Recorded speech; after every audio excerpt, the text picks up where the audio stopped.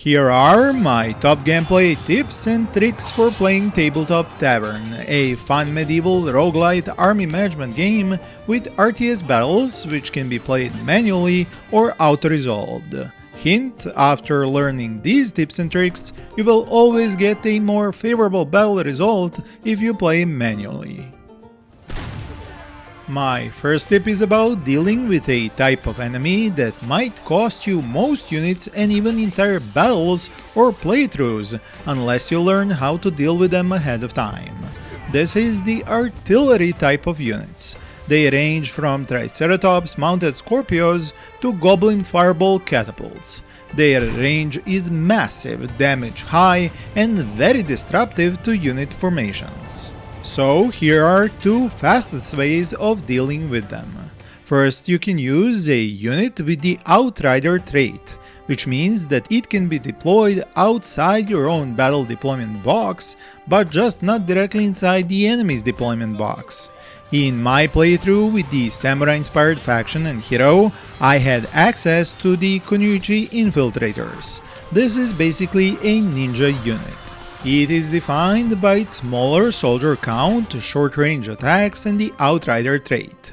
Once you deploy it on the edge of the map and the battle starts, you need to immediately rush it to the enemy's artillery unit, turn on fire at will for the extra range attack speed, and hopefully watch it annihilate the enemy's artillery units before you are forced to retreat it from the battlefield or off to a side of the map. Depending on the success of this surprise attack, the entire enemy army can become bunched up and a perfect target for your own artillery units. The second way is far riskier and can be costly. Depending on the faction you are playing with, you might send out cavalry to quickly attack those artillery units, or if you have no cavalry in your army, send out your longest range units to fire off a few volleys of arrows or bullets at the enemy artillery unit.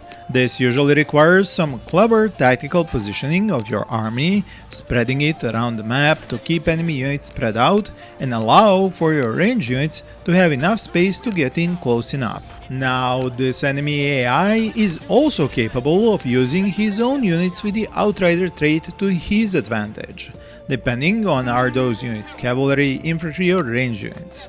But if he has them in his army, you have to plan to counter them in advance by placing your own units at your back or flanks. Spear units ideally for dealing with Outrider cavalry, or your own cavalry or swords versus enemy range Outrider units. This is why I advise always browsing the enemy army and their units and their traits before you start each battle, to be able to plan out which of your units will most efficiently counter enemies' units. The in-game tutorials will also help you understand what the traits like large, anti-large, shielded, armored, stalwart and the like mean for units and their combat capabilities. Some main tips about more in-depth gameplay mechanics are that you should try to hit shielded enemy units from the flank or back with your range units, as from the front they will deal less damage. Another reason to attack units in their flanks has to do with morale, because if you send an infantry unit to attack another infantry unit that is already in combat at the front and your unit hits it in the flank, it deals massive extra morale damage. That usually forces the enemy unit to rout. But even if the enemy unit is unbreakable, meaning it can't rout, your unit will have to deal with 50% less melee defense of the enemy's unit. Since this is a single player game right now, but one whose developer promised not only free updates, but also multiplayer as post-release content, I need to teach you how to abuse the enemy's AI. One of the most useful and at the same time simplest ways of doing this is using unit formations to increase a unit's potential. What this means in practice is that when you take a unit, you can right-click and draw their formation out to extend it and thin out its ranks, especially with weaker units which have more numerous soldiers. What this wide but shallow formation allows you to do is to go into melee combat with more than one enemy unit at the same time, negating the need to fight enemy units one-on-one. which is especially useful when you have fewer units than the enemy's army.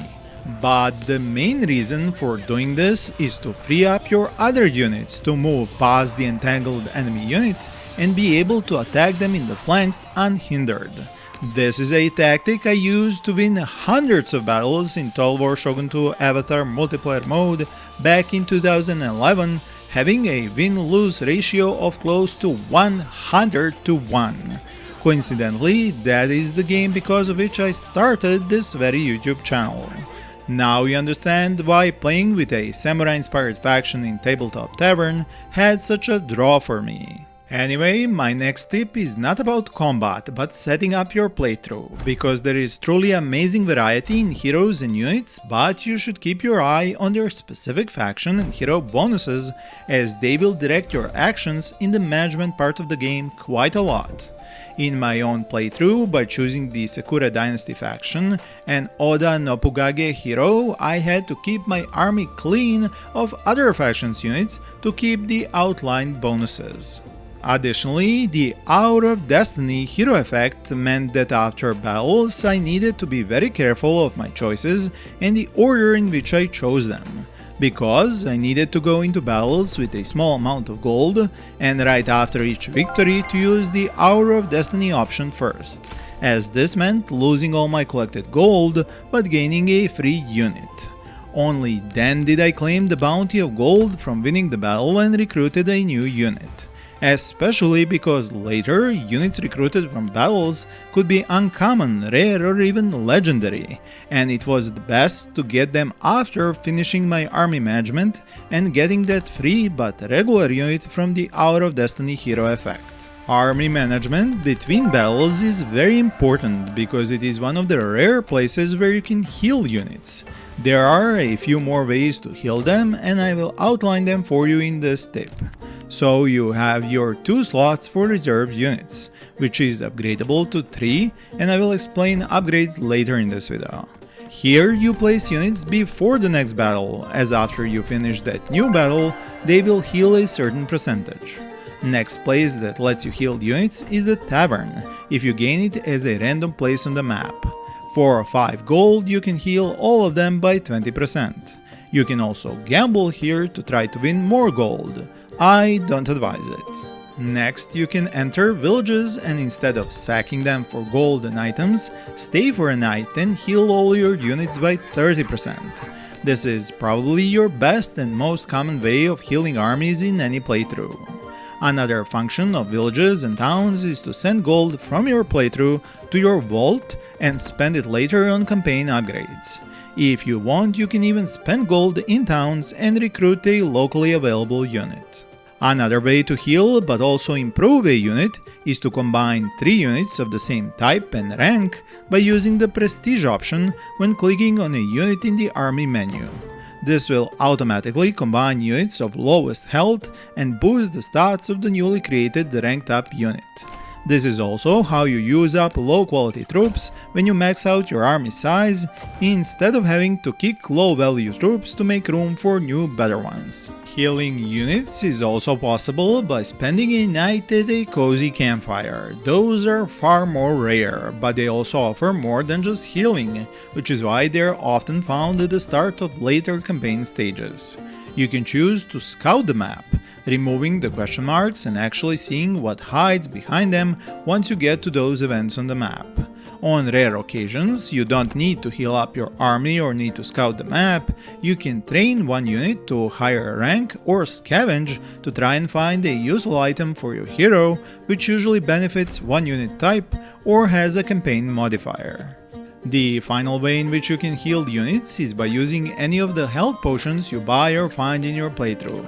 Some are stronger and will fully heal a unit, while others only heal some of the unit's HP. There is actually a large variety of potions, including those which give you a random unit, those which can rank up a unit but at the cost of most of its HP. Some are just sold for gold and have no other use.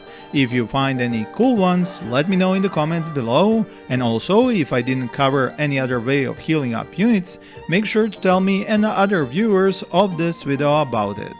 If you ever decide to siege a town, I do have to warn you that those are protected by walls and can fire arrows at you, not to mention the garrison units defending it. This will be much easier to accomplish if you bring artillery units, as they outrange the defenders and can break open those town gates. Attacking and looting towns is one of the most dangerous choices in playing Tabletop Tavern, as a strong garrison can cost your army a lot of casualties for an uncertain reward. Yes, a lot of loot can be gained, but ultimately it can cause you to lose the final most difficult battle at the end of each chapter, and there are 3 chapters before you can successfully finish a campaign playthrough with a single character. After you finish one run, one playthrough, you can go over into the upgrades menu and use all that gold you deposited across your runs in town vaults, gold that you won from finishing a run, and gold you carried in your war chest from the last map. Those upgrades start from the center and are separated into 4 different types. You have those which help with gold generation during runs, those which help you gain better deals at shops, those which help with gear management, and those which unlock extra slots for more gear, more potions, or that 1 extra slot for reserves. All these unlocks will cost a mountain of gold, meaning a lot of playthroughs. This is why my advice is to keep playing on low difficulty settings until you unlock some of these upgrades. I hope my tips and tricks will help you in doing just that. Thank you for watching and happy gaming!